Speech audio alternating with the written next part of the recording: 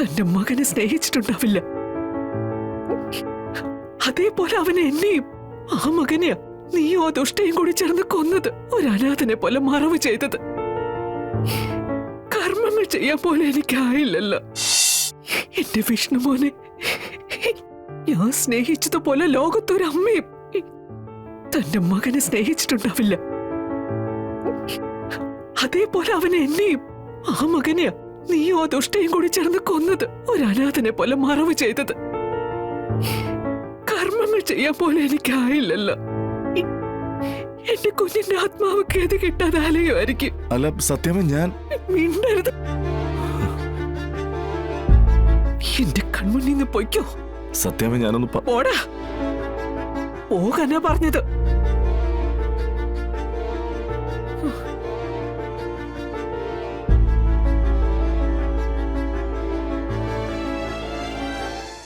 വിഷ്ണു, എടാ ചോദിക്കട്ടെങ്കിൽ വാടാ. രാഘവേട്ട വരരുത്. രാഘവേട്ടനകത്ത് കയറി പൊയ്ക്കോ. ഇല്ലെങ്കിൽ ഞാൻ കൊണ്ടുപോയി മുറിയിലിട്ട് പൂട്ടും. എന്തു പോമേ?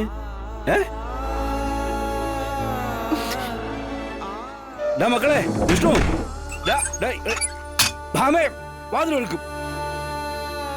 ഭാമേ വാതിൽ കൊടുക്കാൻ. ഭാമേ വാതിൽ കൊടുക്കാൻ. വാതിൽ കൊടുക്കാൻ പറഞ്ഞേ. ഭാമേ ഭാമേ ഇവക്കൊന്നും പതിവില്ലാതെ കാണിക്ക് ദേഷ്യം. വാതിൽ കൊടുക്ക്. ഭാമേ ഇറങ്ങി പോടാ ഇവിടുന്ന്. ഇറങ്ങി പോകാനേ പറഞ്ഞത്.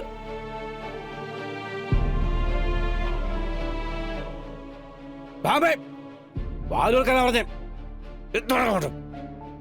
ഭാമേ വാതിൽ കൊടുക്ക്. ഭാമേ രാഘവേട്ടനെ എത്ര വിളിച്ചാലും വാതില് തുറക്കല്ലേ ഞാൻ.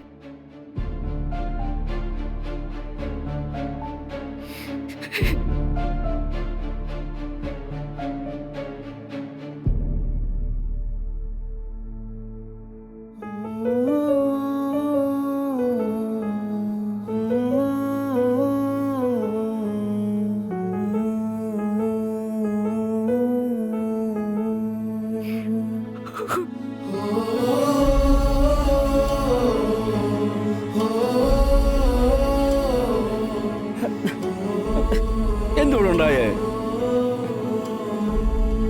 ഭാമേ വാതിൽ തുറക്കാൻ.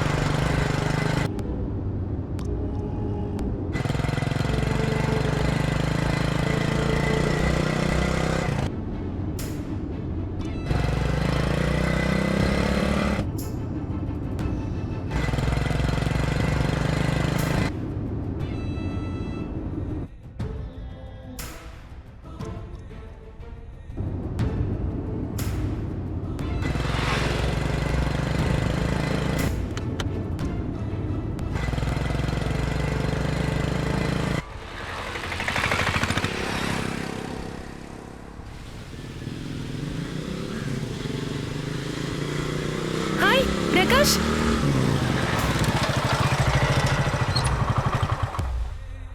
ഹായ്.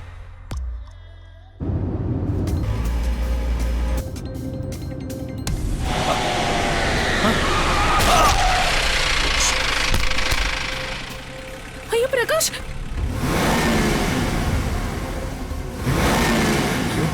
പ്രകാശ്, അനക്കമില്ലല്ലോ. പ്രകാശ്,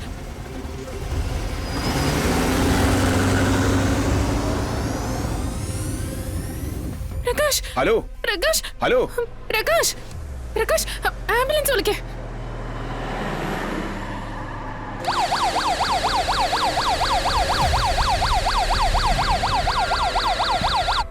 പ്രകാശ് പ്രകാശ് ചേട്ടാ എണീക്ക് ചേട്ടാ. അയ്യോ പ്രകാശ് പ്രകാശ്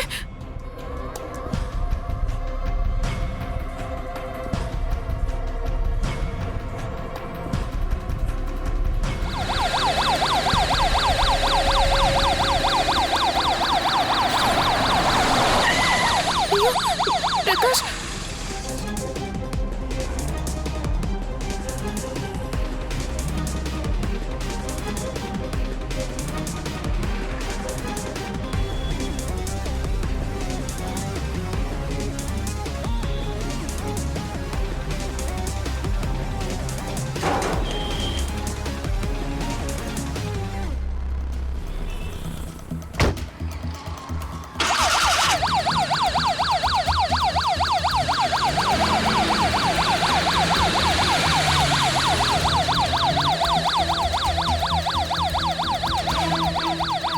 എന്താ എന്താ ഏട്ടാ സംഭവം? ഒരു ആക്സിഡന്റാ.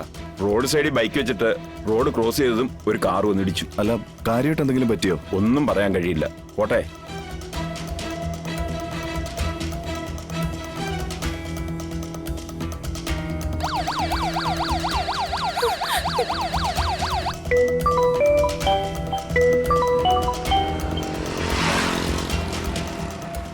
ഹലോ അങ്കിളെ, ഞങ്ങള് കുളിച്ച് റെഡിയായി നിക്കുക.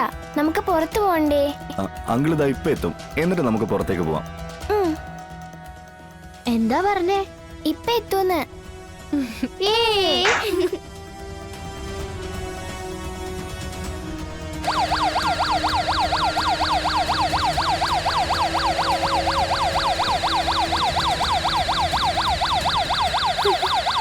പ്രകാശ്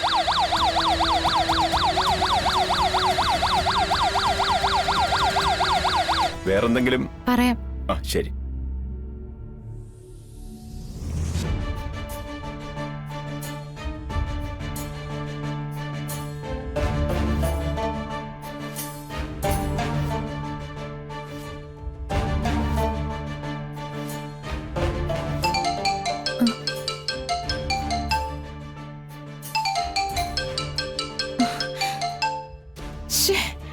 ഫോൺ ഇവിടെ വെച്ചിട്ടാണോ പോയിരിക്കുന്നത്? നല്ല കഥയായി. ഇനിയിപ്പോ എന്ത് ചെയ്യും?